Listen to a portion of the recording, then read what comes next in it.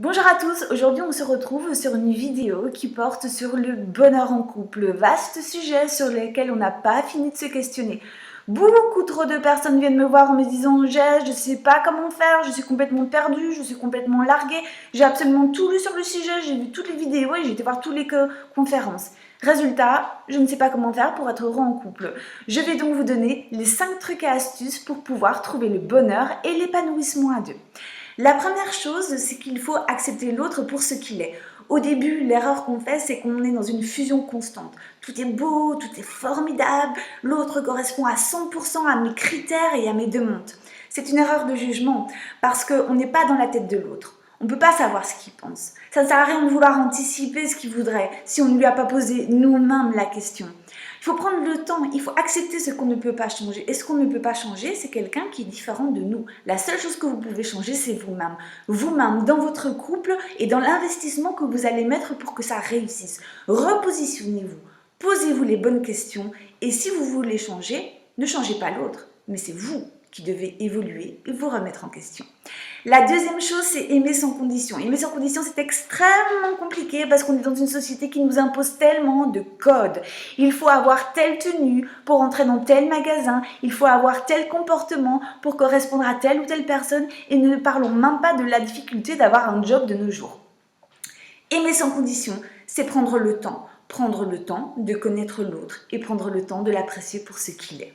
La troisième chose, c'est fuir l'ennui. Alors si on veut fuir l'ennui, il n'y a pas 36 000 conditions, on se bouge. On n'a rien, sans rien. On part du métro, boulot, dodo, de la monotonie qui fait qu'on va finir de toute façon la journée devant la télé à regarder toujours les mêmes émissions.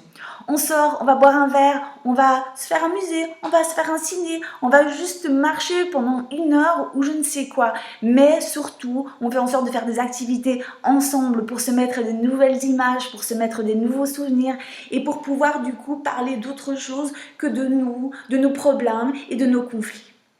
La quatrième chose, c'est qu'il faut communiquer. Alors communiquer, c'est vrai que c'est un vaste sujet, j'en conviens. Croire que l'autre sait ce qu'on pense, c'est vraiment l'erreur que je constate le plus en coaching. C'est faire des lectures de pensée. On est complètement différents, donc il faut communiquer, il faut poser des questions. Il faut savoir ce qu'on ne sait pas. Est-ce que vous connaissez la couleur préférée de votre compagne ou de vos compagnons? Est-ce que vous savez quel est son meilleur souvenir? Toutes ces petites questions qu'on n'a pas forcément le temps de poser, ce serait peut-être bien de prendre le temps de le faire, ce serait peut-être bien de pouvoir se rencontrer autrement, d'être étonné de son partenaire, d'être étonné de se rendre compte qu'on ne sait pas tout finalement et qu'il est ou qu'elle est vraiment passionnant ou passionnante. Alors, la dernière chose, c'est qu'il faut naturellement une vision commune de l'avenir. Un couple qui fait métro, boulot, dodo, qui ne communique pas, qui n'a pas de projet, qui ne connaît pas l'autre, qui ne cherche pas à aller plus loin, il est voué à l'échec. Il faut avoir des projets. Et les projets, ça peut être tout bête. Ça peut être de prévoir le week-end, ça peut être de prévoir les prochaines vacances ou simplement de pouvoir prévoir la soirée. Avoir des projets, avoir une vision commune, vouloir avancer ensemble pour faire en sorte que notre couple soit épanoui et représente exactement notre idéal. Un dernier conseil, qui serait peut-être le 6e, soyez la personne dont vous tomberiez amoureux. Et oui, réfléchissez-y.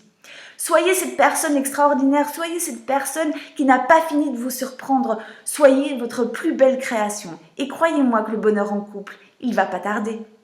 À très bientôt. Si vous aimez la vidéo, n'hésitez pas à liker et à laisser un commentaire. Et si vous avez besoin d'un coaching, vous savez comment me contacter. À très vite.